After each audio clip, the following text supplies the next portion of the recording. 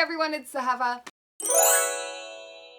Welcome back to the channel. In today's video, I thought that we would look at a spring TBR list. I'm just going to change the camera angle a little bit, give you a little more clementine. Everybody likes clementine. Okay, so basically this is the story. For the first time, I'm going to attempt to commit to a set list of books that I can read and report back to you guys on. And because I am such a mood reader, I think I have found sort of a happy medium way to do it. I have pre-selected a list of 7 books that I may or may not get to all of them, but I will certainly get to some of them. And then depending on my mood, I will be able to choose from this list of 7 books which ones I want to read when. But these are the books that I'm hoping to get to in April and either complete or at least start and be able to work on chiseling down bit by bit my ever-growing physical TBR. So yeah, let's just get right into it, and I will show you the books that I've selected and talk to you guys a bit about them and why I chose them. So if it's your first time here and we're just meeting, hi, welcome, so glad to have you.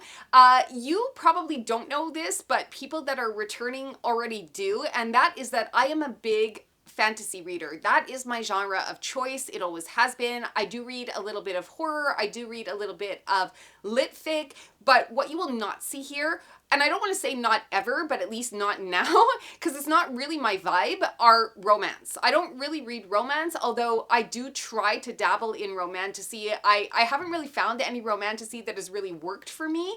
There are some that I've liked, but nothing that is really standing out to me. And I kind of like the whole fantasy realm, either dark academia and or epic fantasy.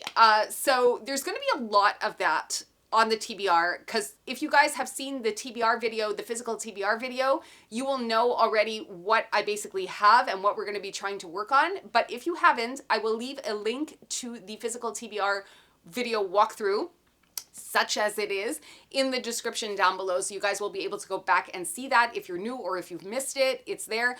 But basically, I am on this mission right now to tackle my physical TBR, and that's basically, you know, what we're here to look through. Some books that I have pulled out from my shelves and that I'm hoping to get to this month.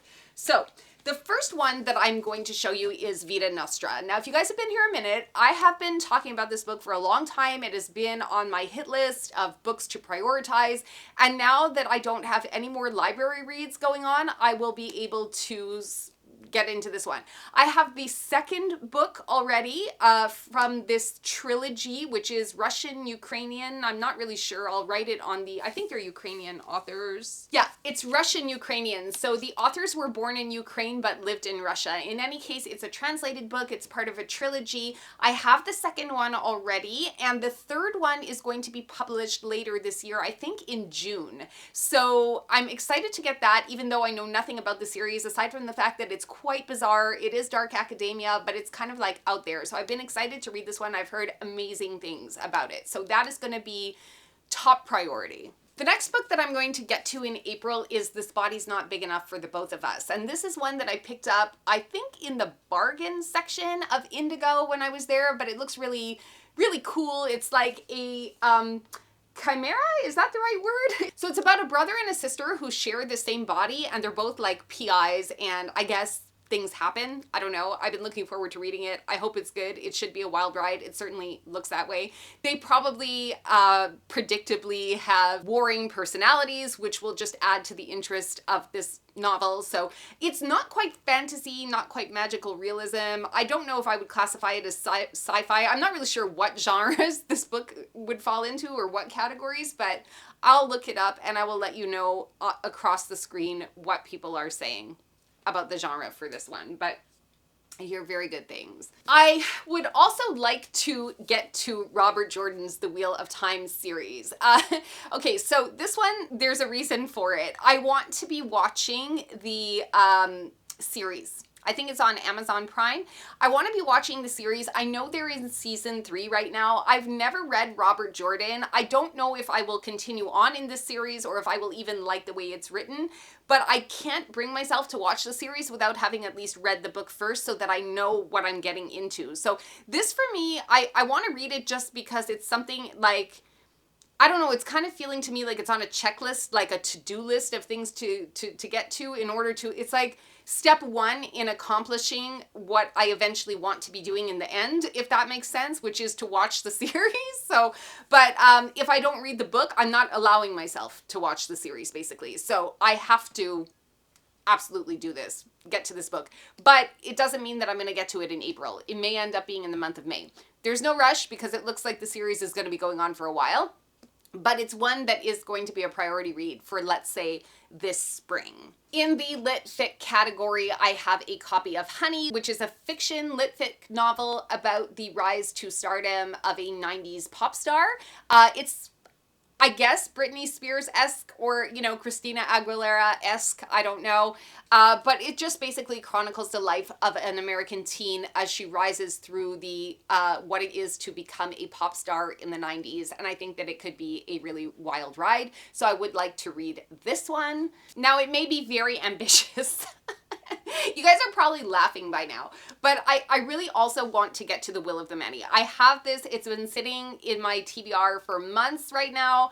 I know that there is a sequel coming out later this year, and I would really like to be able to read the sequel as well. I want to join the rest of the world. I want to know what everybody is talking about and raving about. So The Will of the Many is going to be definitely a priority. I feel like I may go for Vita Nostra first, and then maybe The Will of the Many second. So that's kind of where I am with that. There's not really much more to say. If you've been on BookTube, you've heard about this book, and I might be the only one left who has never read it. So I gotta get to that because it's embarrassing at this point. I also would like to get to Alice. Now, Alice, I mean, I just pulled this off the shelf because what I really mean to say to you guys is that I want to read some Christina Henry. And that's because I have 3 or 4 of her books right now on my shelf, and I've never read Christina Henry before. But Book Outlet was having a sale, and they happened to have a big influx of Christina Henry. And because I can't get her books at my library, because for some reason, the Mont-Royal Library Network has 0 Christina Henry books, and I didn't really want to pay full price. Like, I think full price for this one, for this like tiny little thing of, it's a paperback, 287 pages, is coming in at $25.99 Canadian, which is, I think, insane. So when I was able to get it for $7.99 at Book Outlet, I jumped on it and I bought a whole bunch of Christina Henry books that I have no experience with. I don't even know if she's a good author. So I took a chance on it. And I would like to get to some of her writing sooner than later, considering that I have 2 or 3 of her books, or 3 or 4 of them. It's coming in at $19 US. So I figured that when Book Outlet had their sale, it would have been $5.99 as opposed to the Canadian $7.99. So if you're in the US and you figure $5.99 versus $19.99, or $7.99 Canadian versus $25.99, it's a huge difference. So I just really hope it's good. I would like to get to some Christina Henry sooner than later, and this one seems like a fairly easy read. I don't know if you guys can see, but it's kind of a small font, but I think it's a very doable length. So if I need an easier win, or if I'm stuck, I want to read The Will of the Many, but I don't know if I'll be able to finish it in April. I may finish it in May, like start it in April and finish it in May. You know how things go. And then maybe read this one in between. So anyway, it's a retelling of Alice and with some horror elements, I think. And the last book that I picked up, and I don't normally pick up pocketbooks. I mean, this was me, like, this was very me 25 years ago. I'm like aging myself right now. But I picked up a copy of Hades' Daughter, which is book 1 in Sarah Douglas's The Troy Game. Now, this for me would actually be a reread. I have not picked up a Sarah Douglas book in a dog's age. I think the last time that I read something from Sarah Douglas, I was still in my early 20s. And to give you an idea, I'm 43 now. If you guys are new here and you don't know that, just so you're aware, I do tell my age to everyone. I'm not ashamed of it. I think that I'm very fortunate to still be on this planet at my age, when a lot of people sadly don't make it this far, unfortunately. So I don't let that kind of stop me from interacting with people. I'm very proud to be 43. It's a journey. I'm going to be 44 in June. So, but it's a journey. And I think it also helps to relate to you guys as well, because then you know if I'm reading stuff that you're reading, if you're reading stuff that I want to be reading, I just figured that like, and that will also help you guys to understand why I don't read a lot of YA or any YA and new adult novels, because I'm coming to reading from a very, very different perspective, having lived a lot of different things. And so my protagonists, unless they're extremely well written, see Robin Hobb, I don't like my protagonists to be like all 20 somethings, you know what I mean?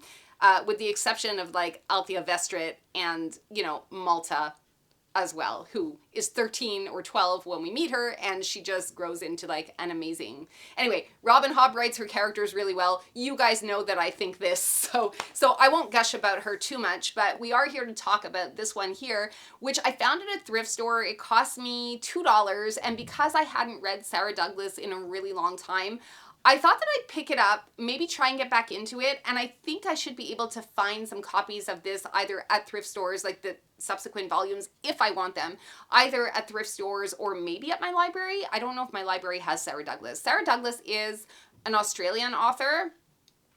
So I remember when I was in Australia, they had a lot of her books at the thrift stores, but they're not that easy to find here unless you're going to buy them new. So I found this one, and because it's book one of a series, and again, I read this book 20 years ago, so I have zero memory of what is actually the plot of this book. Hopefully it'll come back to me, but again, this is something I would like to get to very casually. It's certainly not a priority read, and I don't know, sometimes you just want to go home, right? You just want to go home to where you were back then in your life, you know, and hopefully that makes sense. So yeah, this is going to be the reread. So yeah, these are going to be the books that will be on a priority for me for the month of April. Maybe some of them will realistically bleed into the month of May, or they may even be pushed further. It's just that I would like to commit to both you and myself for certain books that I know I have to get to and stop making excuses for not getting to them. So yeah, thank you so much if you've stayed until the end of the video. Thank you for coming to hang out with me today. You know, leave a comment, let me know if you guys have read any of these books, which ones you think I should prioritize. Anything you want to say to me, I will probably respond to you. And if you just want to let me know that you're here, you could leave me a cat emoji in the comments in honor of Clementine, who has been in the background for this video today. And I will sign off the video here. See you guys again in the next one, where hopefully I will have some news to report. Thank you so much for being here. I love you all so much. Kisses. Ciao for now.